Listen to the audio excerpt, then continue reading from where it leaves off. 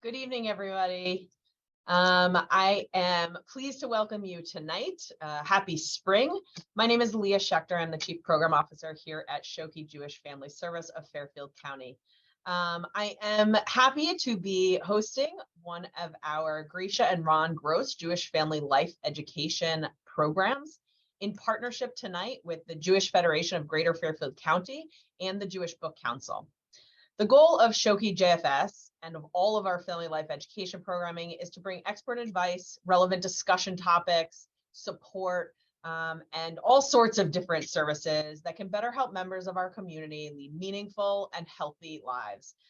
There is nothing that better fits that conversation than to have a conversation about healthy relationships. So before we get into the program tonight, on behalf of Schoke JFS, we do want you to know that we have a team of therapists and professional counselors that are here for you and your family at any time to provide support through individual, couples, and family counseling, as well as to offer various support groups and group therapy services. Please, please do not ever hesitate to reach out to us. You will receive an email tomorrow with contact information and other relevant resources, including our author's link to her book and other entertaining video clips and things you might be interested in. But these things may be helpful to you now or in the future. So hang on to those links and contact information. A few logistics for tonight. You would think we would all be Zoom experts by now, but I do want to give you a few reminders before we go forward. First of all, we are in webinar format for the duration of the program while we are in conversation together. If you are interested in asking either of our presenters a question, please enter it into the Q&A forum at the bottom of the screen. When it's time for Q&A, we will be able to ask those questions and for you to get those answers if you posted it there. The chat is not a place to put your questions. Okay. I now, without any other logistics or details, have the pleasure of introducing you to Maria Cimina. She has joined our Schoke JFS clinical team this year while completing her master's degree in mental health counseling from Fordham University.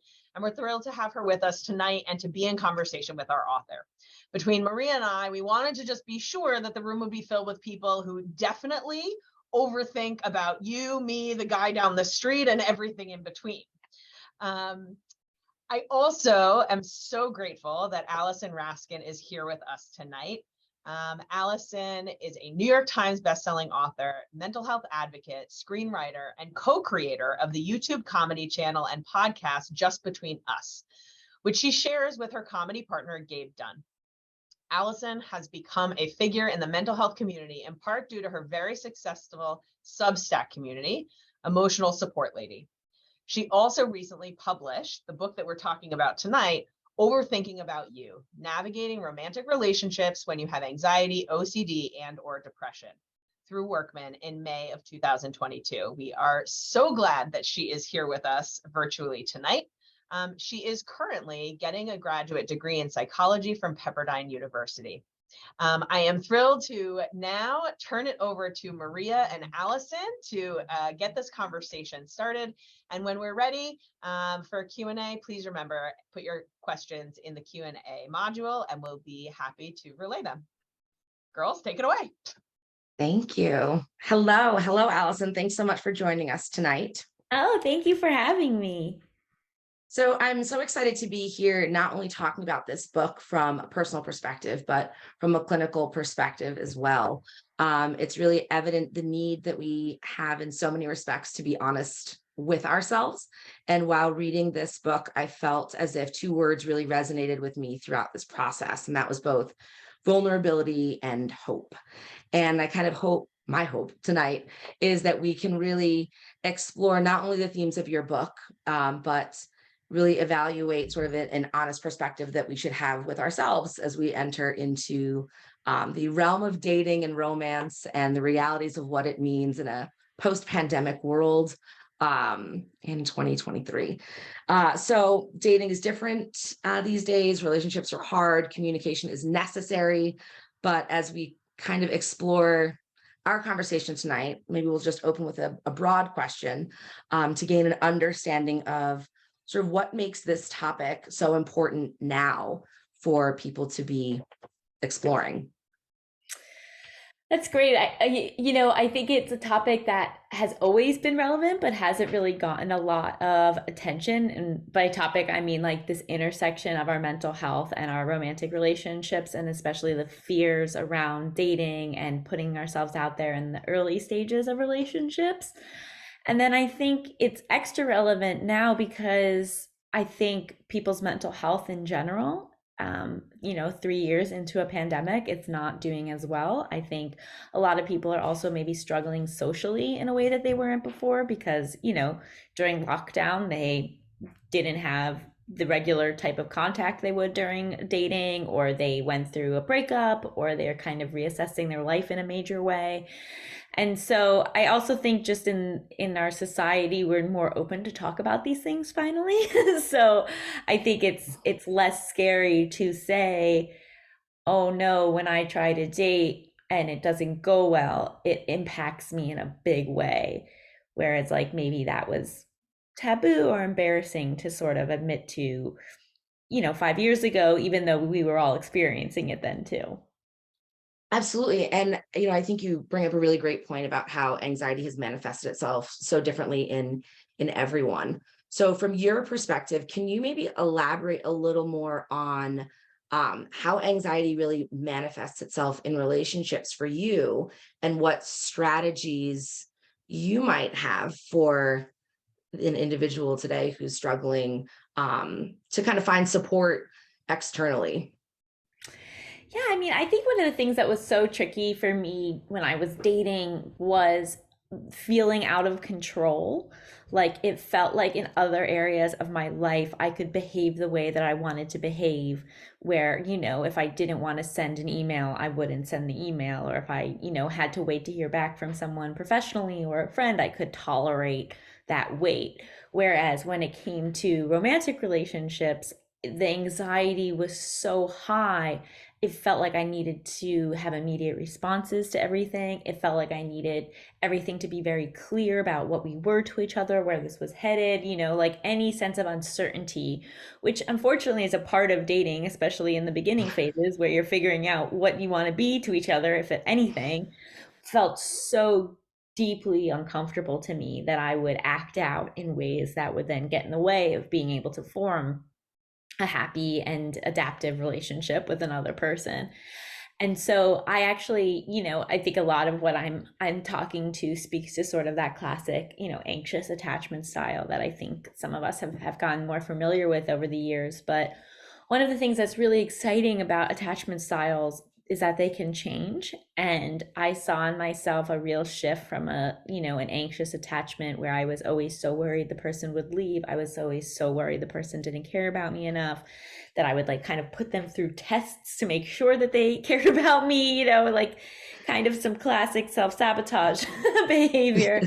But then really getting to a place of a secure attachment. And I think that work had some to do with the relationship I had with the people I was dating, but so much more to do with the relationship I had with myself.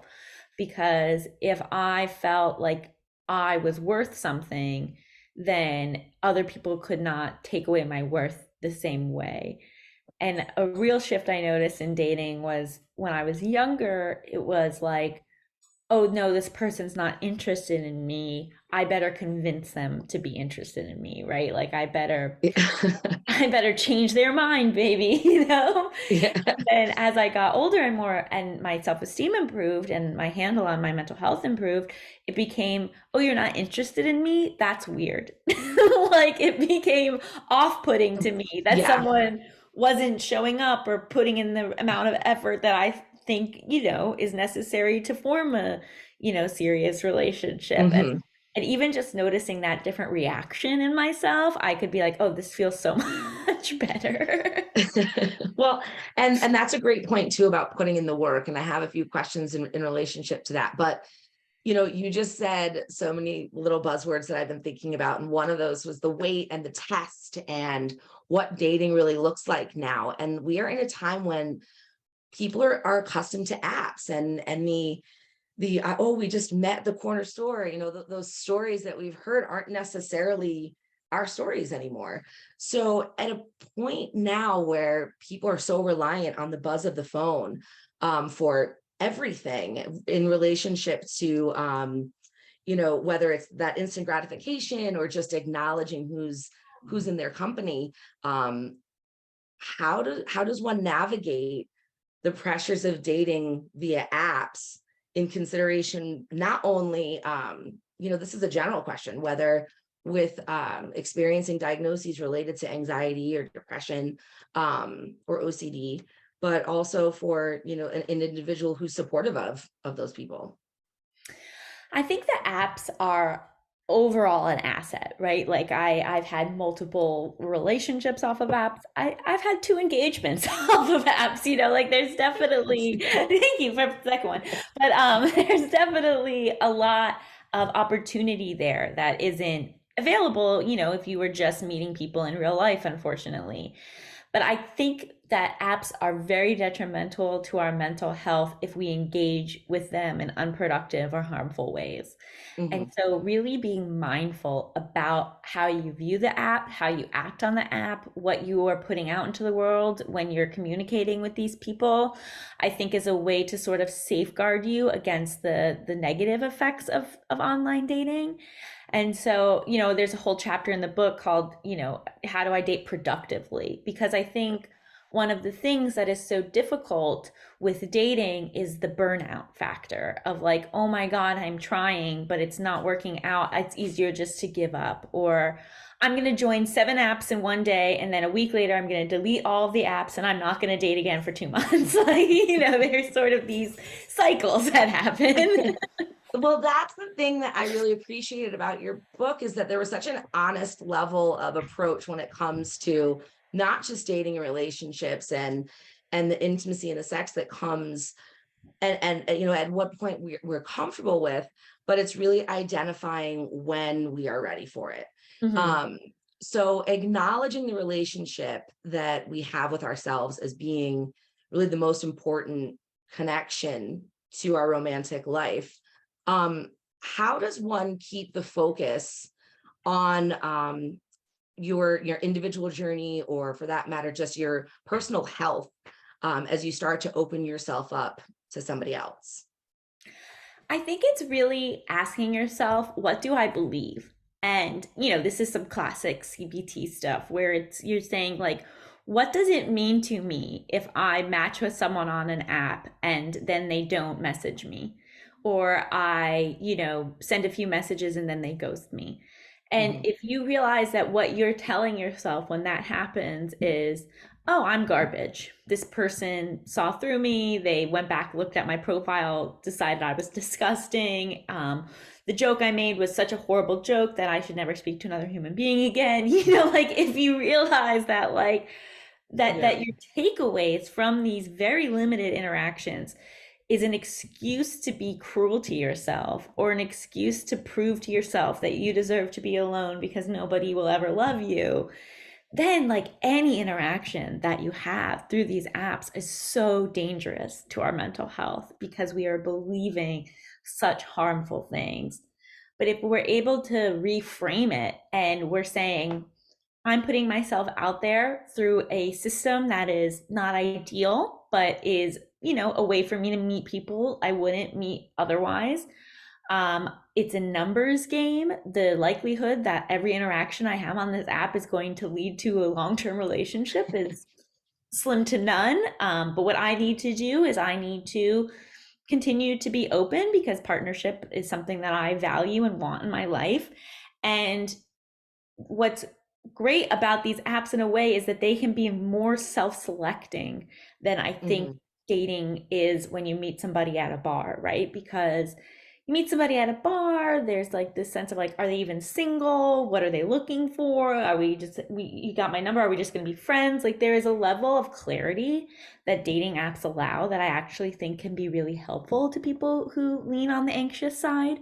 Mm-hmm. And so leading with, this is work, right? Like leading with like, not like an expectation that like, this is going to be the most fun I've ever had on the one hand, but then also being like, if I'm going to show up here, I'd like to actually show up as myself instead of showing up as what I assume or think this other person wants from me, right? So like if you're on a dating app being like, oh my God, like what is the perfect answer to this person's how am I?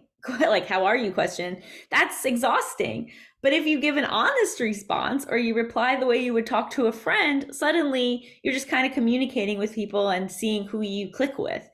And so much of it is like how we engage with these things and what we can do to sort of like notice our bad habits or thoughts around it and then try to reshape those. So as I'm hearing you talk too, I just feel like I have to ask, but when did this shift of like positivity come into approaching like the daunting world of dating for you? I think for me, it was following a really low point. Like it wasn't, it wasn't like, oh my God, I had such wonderful experiences that suddenly everything was easy. I think I just sort of took some time out of dating, got myself into a better place mentally. And then I went after it where I had, 5 dates in 1 week because I was like, and now we're back, Um, and so that for me was like 2019. And so I think I was 29, where when I finally saw a shift in how I was experiencing dating in a different way. And I had gone back on medication a couple of years earlier. So I was just in a place both with the age, the wisdom that comes with age and lived experience, combined with, I'm somebody that benefits from medication. And then finally, with the medication and the age, being able to implement all of the things I had been learning in therapy for years, because sometimes we can know something, but we can't believe it quite yet, or we can't implement it quite yet. And so, yeah, I was like, a few months away from turning 30 when the shift happened. I loved in your book, you referenced how the work paid off. And I think it's a really important visual and a position to acknowledge as both a single female, as a single male, that there isn't any one person who's going to fit or fix everything that's going on, right? But the journey does start in one space, and whether that's through medication, communication with supportive groups, networks, and behavioral control and things of that nature, the opportunity to grow really does start inside. And with that thought, when one is in a relationship, compromise is necessary, but establishing boundaries likewise, but it can also sometimes be a little self-sabotaging when we lean too hard into those spaces. So I'm just wondering, for myself as well, but how do you know in a relationship, like when to give and what to lean into? I think it's really hard, but I also think that we don't always get it exactly right all the time, right? And that's okay too. And to me, it's really what is the foundation of your relationship? And I think that that's the thing to look for most, where it's like, is there a foundation here of mutual trust and respect? And if that is like what is building your structure between the two of you, then there will be days where one person takes more than the other, and one person has a bad mental health day, and one person says something that then 24 hours they regret saying and take it back. But like, or we try this, but it didn't work for either of us, or it didn't work for me. And I think that like so much of relationships that shifted for me was like, I used to approach them from a place of there was a winner and a loser, or there was a person who loved more and a person who loved less. And what were the power dynamics within the relationship? Right. And I don't really blame myself for that, because I think we grew up with a lot of that messaging where it was like a game to be played and you had to act like you weren't interested, and then you could trick somebody into liking you, and that, and so this and it always worked out in the end. Yeah, this mentality of like a winner loser who has the power was something I was like always very conscious of. And I think a big shift was like, we are teammates. Like, if we are on the same team, then either both of us win or both of us lose. And so really taking it from that approach of like, we are rooting for each other. But if you get the sense that your partner isn't viewing it that way, or that your partner is keeping track of the wins and the losses and the power dynamics, then that's a conversation to be had, because those kinds of relationships are pretty exhausting, and the mistakes have bigger fallout than when you're on the same team. And I think that that's all relevant when it comes to the anxiety that just being in a new relationship can kind of contribute to somebody. So sort of shifting gears, as I mentioned in the beginning, this book really allowed me to wear two different hats at the same time. And it was both that of a single female, dating currently, and also that from a future clinician's standpoint. In your book, you reference how, anxiety really can present itself in 3 different kind of forms. And I'm wondering if perhaps for those listening, you might talk through a little bit about what those forms are, and tell us a little bit about the ability to soothe one's anxiety in that space. Yeah, I mean, anxiety is such a catch-all phrase, but I think that there are different forms of anxiety, and sometimes being able to be in touch with what type of anxiety is flaring up for me can be helpful, because different types require different responses.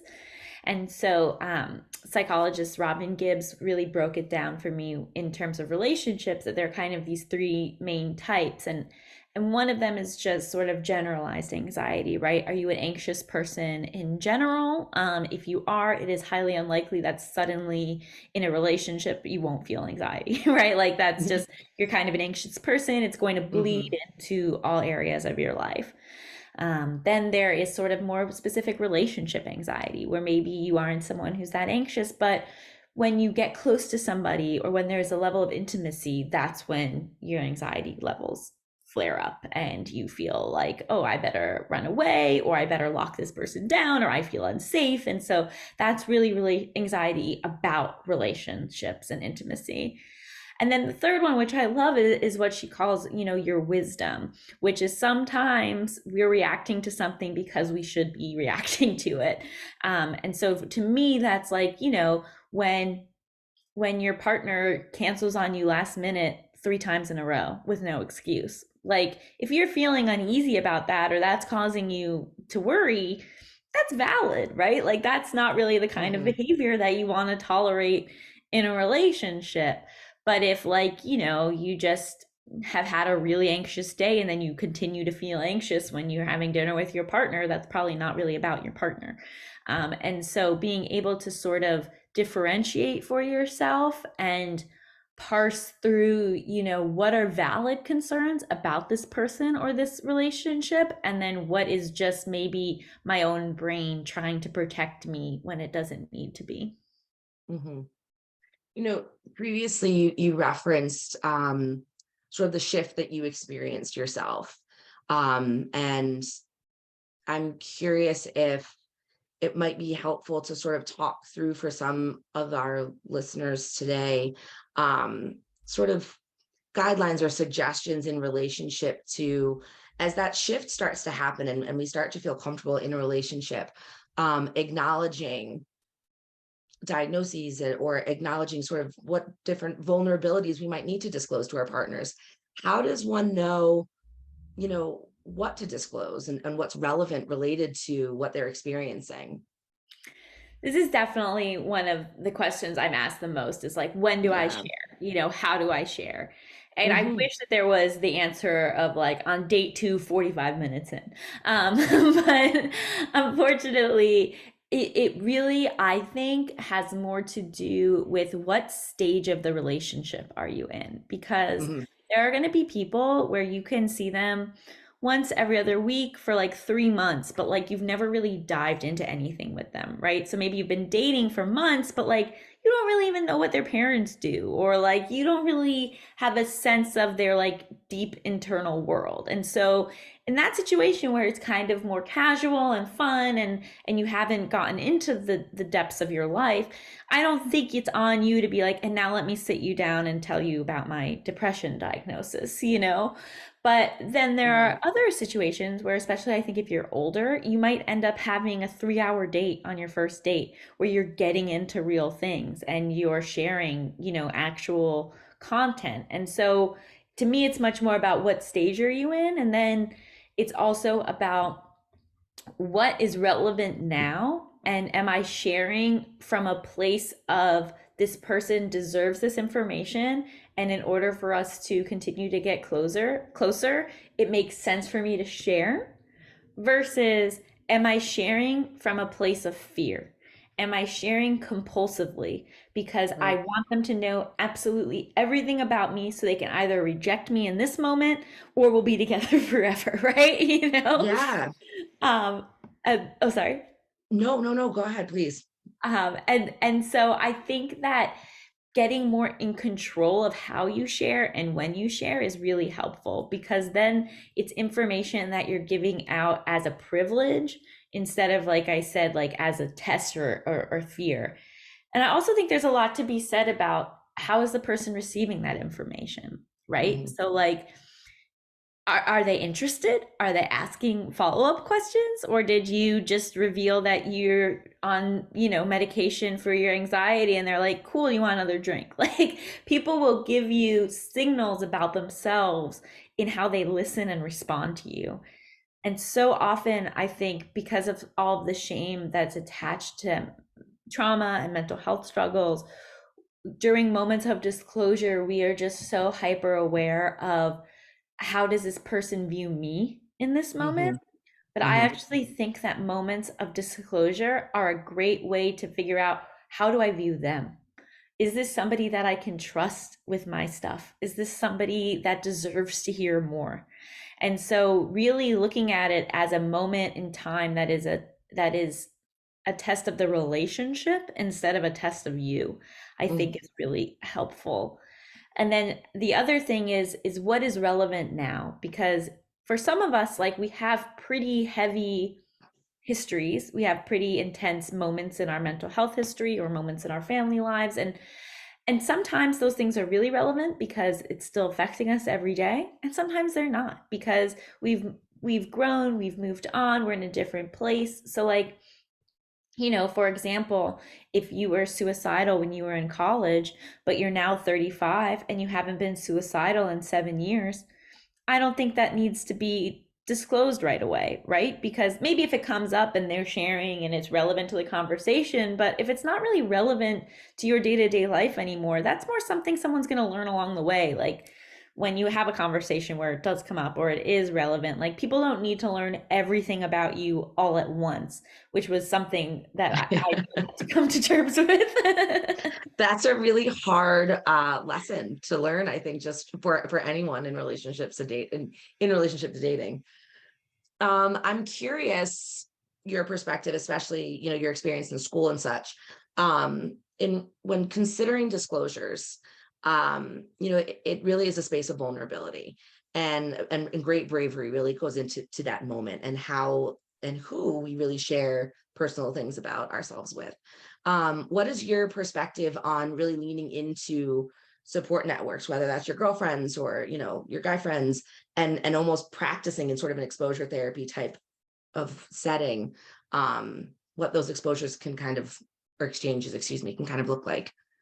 I think it's a great idea. I mean, I think especially if there is a topic that is really difficult for you to talk about, doing a role play with a friend or a sibling or even your therapist, just so like you know what it feels like to get the words out. You know what it means to say them. You can feel a little more prepared. I mean, we do that in other areas, right? Like, you wouldn't be like, okay, I'm going to give my big work presentation. I haven't practiced at all, you know? So Right. like, it's great to sort of have worked that muscle and know how you want to come off, how you want to say it. Maybe you figure out, oh, that phrasing didn't feel right to me. I don't think it's helpful to be completely scripted and feel like you can't be in the moment of how the person Mhm. is receiving and making adjustments as needed. And if they ask a question, suddenly you're so thrown off. But I think having gone through the motions with someone that you can trust can also alleviate the fear around it, right? Because you're like, oh, I said it and I didn't explode, or Right. I didn't poof up into smoke. Like I said it and the world continues. And I think that that can be really helpful. And powerful, I think, as well, to acknowledge that this was a space of vulnerability that you embraced. So, kind of along those lines, how do you think that one can really build a sense of self-trust when oftentimes um, it can be really, it's sort of a scary place sometimes to exist vulnerably, whether in relationship to mental health challenges or just as an individual dating. How does one build self-trust when relationships haven't always been easy? Yeah, I mean, I think people bring a lot of different baggage and history to dating, and it's important to acknowledge that. But I find that in working with building a better relationship with yourself, leading with kindness and leading with self-compassion is like can't be beat, right? Like if you treat Mhm. yourself the way you would treat somebody that you love, and Phantom agrees, like Just the it moment to pop in. right. um, because there's a difference between, oh, I trusted the wrong person, and Mhm. then knowing that if you do that, that you're then going to mentally beat yourself up over it forever, right? Because then Mhm. suddenly, I mean, the stakes are high when you trust the wrong person, but the stakes are even higher when you know that you're going to like self-flagellate yourself for it. Like, you know what I mean? Like it's scarier to mess up because you almost are going to like be getting in trouble with yourself. Whereas if you lead with self-compassion and you sort of take this stance of, and this has been like revolutionary for me, of taking the stance of course I'm going to make mistakes. Like I'm human. Humans make mistakes. Mhm. And therefore, when I make one, it doesn't completely shatter my sense of self because it's built into my sense of self. And when then it's easier to sort of like make decisions, go out there, because if it doesn't work out, like you have a nice home to come back to in your own brain, instead of like the fear of like, oh, I messed up again and now I must punish myself for weeks to come. I love the way that you just referenced that because I feel that it's such a full statement in terms of acknowledging not only one's emotions, but also the promise of what can come. I feel like in your book, repeatedly, you're weaving through the concept of hope. Um, and I'm curious what message you might have for a person who is sort of preparing, for these types of disclosures, or for a family member who might be listening that is trying to support someone um, preparing to disclose things to their partner. Like, how would you best acknowledge that someone can be supportive of their friends, family, network? I mean, it's showing up. I think we often feel like with emotional support of the people we love that we have to say the exact right thing, and that if we don't say the exact right thing, then like it didn't work, or we did it wrong, or we made things worse. But in my experience, it's just when people show up for you. It's when they're sitting next to you, when they like, if you're someone who enjoys touch, like they put their hand on your shoulder. Just knowing that you are valuable enough for another person to care about your emotional state is powerful. And I think the focus on saying the right thing often prevents people from just being there and being in the room and being a safe space. And I also think, sometimes, especially with an anxious mind, how do we just fill this time, right? Like, okay, I know Hmm. my roommate is about to have a really, intense date with their partner where they're finally going to share X, Y, and Z. And so maybe instead of like ruminating with them and going over and over again how that conversation could go, you put on your favorite sitcom that you love to watch together. And, there's quality time can do a lot, and just sort of taking the pressure off of not having to talk about it the whole time, and just knowing that like, hey, when you get back from that date, I will still be here, I think can be really helpful. Um, I also really appreciated your three-tier system for, and I'm not, maybe we can take a second, you can sort of explain that, but there are a few times recently that I've sort of referenced that to individuals like, well, where do we think that this person sort of fits in our context and me as your friend? But maybe you can tell a little bit about that 3-tiered system for those listening. Yeah, so this is a system I don't even know when I came up with this years ago, but it's basically like if this is someone that you should seriously consider dating. And the first tier is like are they above or below the bar for you when it comes to attraction? And I will like 100% say attraction is so personal and very different for everybody. So it's about you, right? Like for you as a person, are you attracted to this person or not? Do you have chemistry? Are you drawn to them? And for some people that changes, right? So someone might be below your bar, and then as you get to know them, they become above your bar. But let's say, in this moment, they're above your bar. And so then the next the next test is called the mall test. And it's basically like, would you be proud to like walk around a mall with your partner? And that sounds wild to say, but we all know what that means. We know what it means to just like be out with someone and be like, this person is cool. And I'm like so jazzed that like I get to be the person at the mall with them. And sort of like also the sense of like, if I were to bump into somebody I know here, like a coworker, would I be excited to introduce them to my coworker because I think that they're awesome? And then the third test is sort of the family dinner test. And I say family in terms of like your biological family or very much your found family. The people that are just important to you in your life. How would this person fit in at a family dinner? Like would they get along with everybody? Would they be welcome? Would it be a strain to have them there? And those are really 3 ways that I look at of like, is this someone who would really mesh with me in my life? And do we have, the level of connection and excitement about each other to sort of like take it to the next level. As the daughter of 2 Italian parents, I will tell you that family dinner question pops into my head in the most anxious of states whenever I'm in any phase of any relationship. Oh, yeah. So it really resonated with me in a lot of different ways.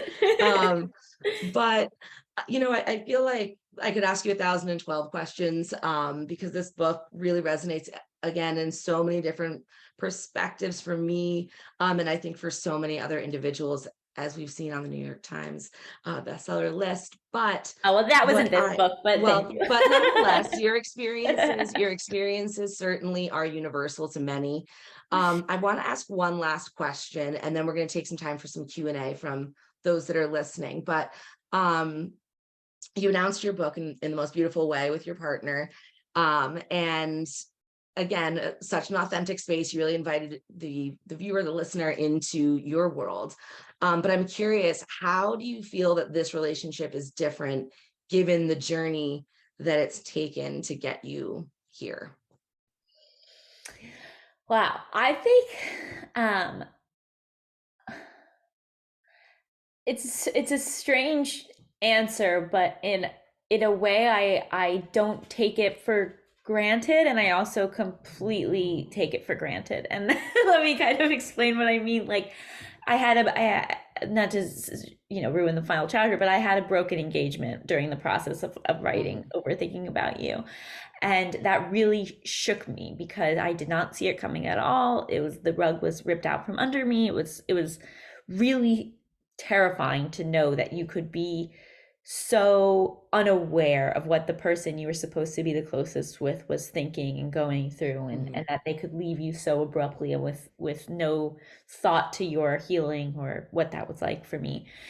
And so on the one hand, I'm a different person now, in that I kind of think anything could happen at any moment. Like I don't really, I feel like, oh, well, life's wild in a sense. But then I sort of like had to make this decision, entering into this new relationship of like, am I going to let that carry over? Am I going to anticipate that my new partner will leave me the way my old partner left me? Am I going to be walking, like afraid every moment? Or am I just going to let myself assume the best, which is something that I did not think I was allowed to do for a very long time. I think those of us with anxious minds are very used to assuming the worst, but giving myself the freedom to say, why don't we just assume this is going to work out? let yourself trust him fully, let yourself be present in this relationship fully, do all of the things that what your past experience kind of taught you not to do, but do it so that you can enjoy your life. Like, I don't want to be someone that doesn't trust. Like that, my ex took away so much from me, but I didn't want him to take away my ability to trust, because what kind of life is that? And then I also do it with the knowledge that if my life gets upended again, I will be able to handle it because it's already been upended. And there's a strength in that. I don't think people need trauma, but I think that there's a sense of like, oh, well, that's already happened. Like, like have a second failed engagement. Okay, I'll move forward, but in the day to day, not assuming for the worst, because that's just a horrible way to live. No, I mean, again, I think that there's words like vulnerability and hope and trust and love for self that are beautiful themes within this book. And we're grateful for the time here. But as many questions as I could ask, I think it's only fair to turn the proverbial mic over to some of our friends who are here tonight. So Leah is going to field that section for us. Thank you so much.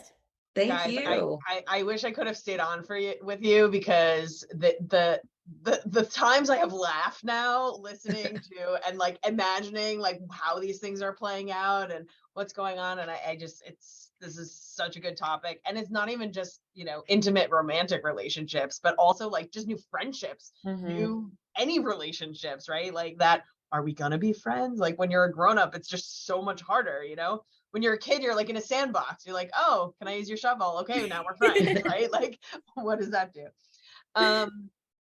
So one of the questions was, how do you know if you are anxiously attached, or you're testing people, or you said something earlier on, they pointed out like acting out.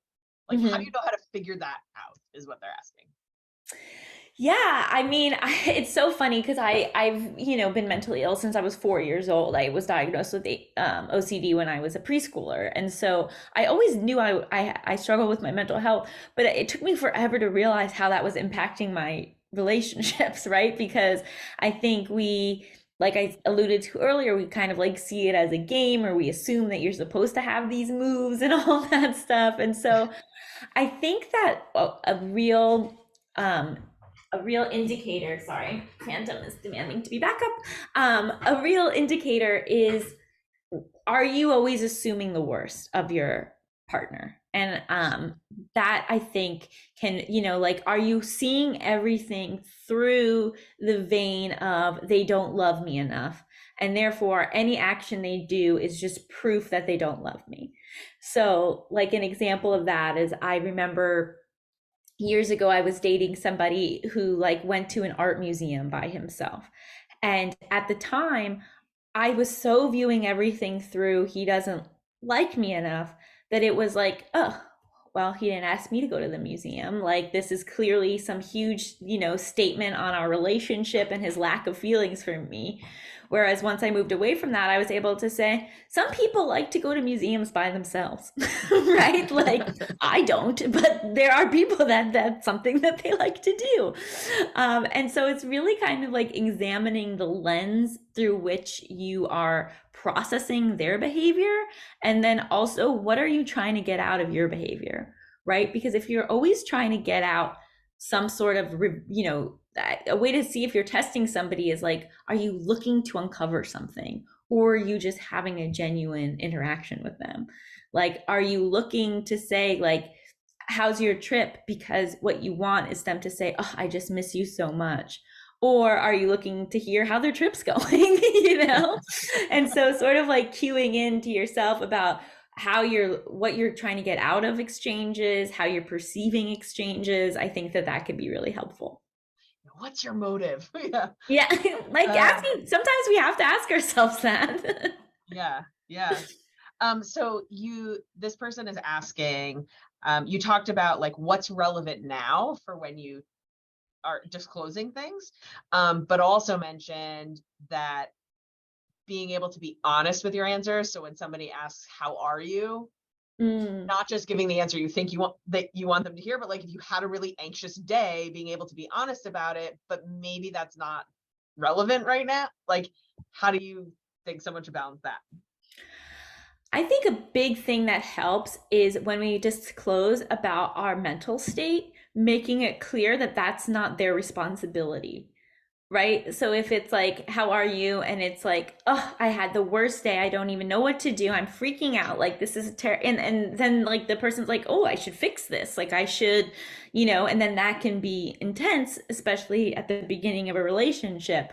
But if it's like, oh, I had such an anxious day, but on the car right here, I listened to some Taylor Swift and I'm feeling better, then that's like a way to say, like, acknowledge your truth, but also I'm responsible for my own mental state. So it's like I didn't hide the fact that I had a bad day, but I'm also telling you it's not your responsibility to fix it. Or doing that like open, let me tell you all the things. Yeah. I wanted to say too, Allison, you brought up such a great point when your book first started, referencing that the crazy girl stereotype too, and just sort of owning, your emotions, your space. But I think that's the same difference as what you're saying right now. It's like all that we can do is say that we're in control of ourselves in this relationship. Yeah, I really love the idea of like you're your primary helper and your partner is your secondary helper. So it's not this idea that like you have to do everything on your own, but you're in the driver's seat and they're sort of there to like, give you like you missed a turn, they can tell you, but you're driving, Yeah. It's a great analogy actually, and goes to your partnership, right? It's not like you or me, it's we're together in this, right? Co-pilots. We have a question here about someone, and actually it kind of goes with another question, but people who are now dating after a long time being in a relationship and a long time in a partnership, and the anxiety coming from, oh my God, it's been a dozen years since I've had to do this dating thing. The dating world looks different.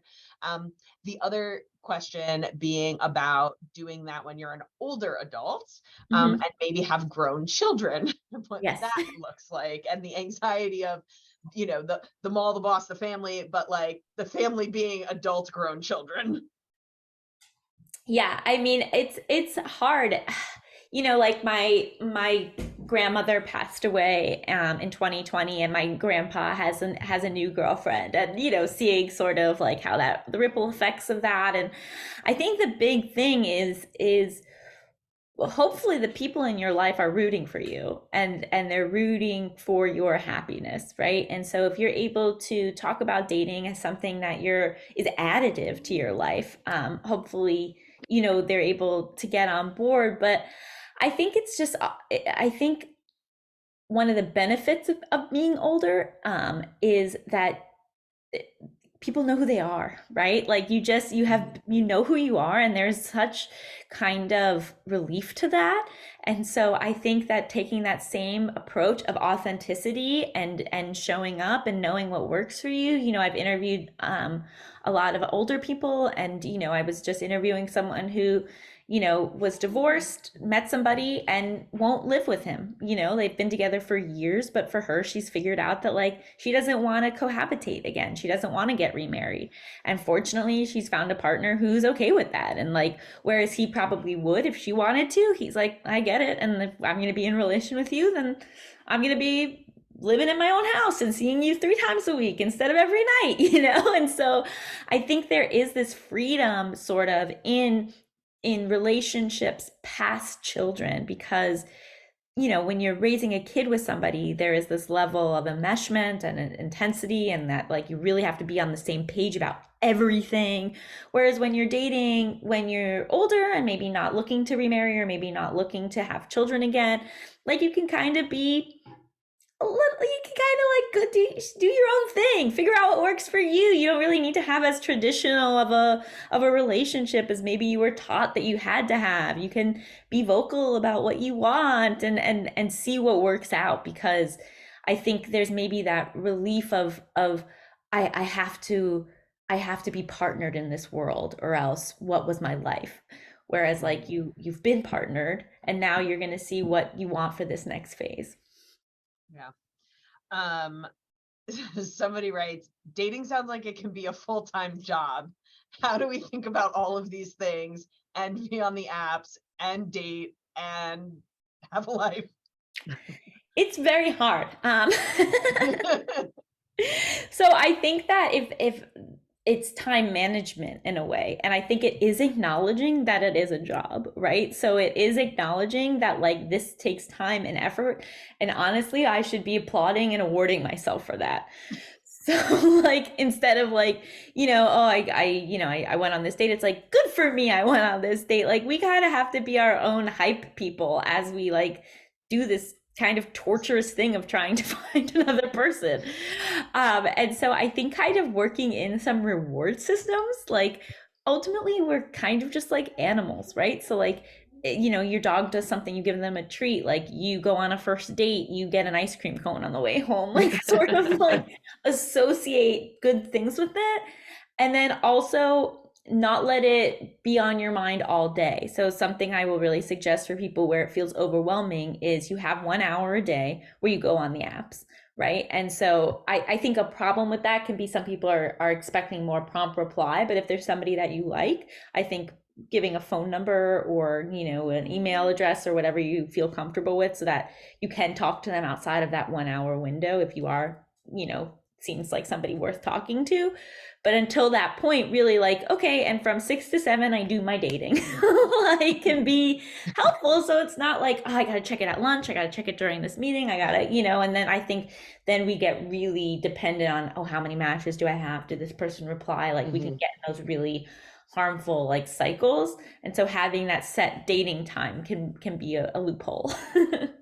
Really good suggestion. So I think this will be the last question for tonight. You had mentioned that the idea of like the game, right? And that, but then like you're always sort of playing this game, and we were always taught that like, if he likes you, he'll throw sand on you, right? Like that kind of thing. And that it always sort of works out with a fairy tale, right? So how do you think that we could avoid teaching other people and other women and like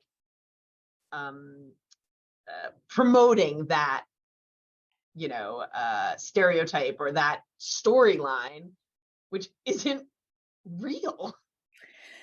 Yeah, I mean, it's this interesting thing where there's so much pressure to be in a relationship and to live in this world partnered. But then at the same time, there's this undercurrent of if you need a partner, something's wrong with you, right? So those are like two conflicting messages. And then it's like, especially I think women or people, socialized as women, there's this sense of like, don't be desperate. Like, don't let it show that what you're looking for is a relationship.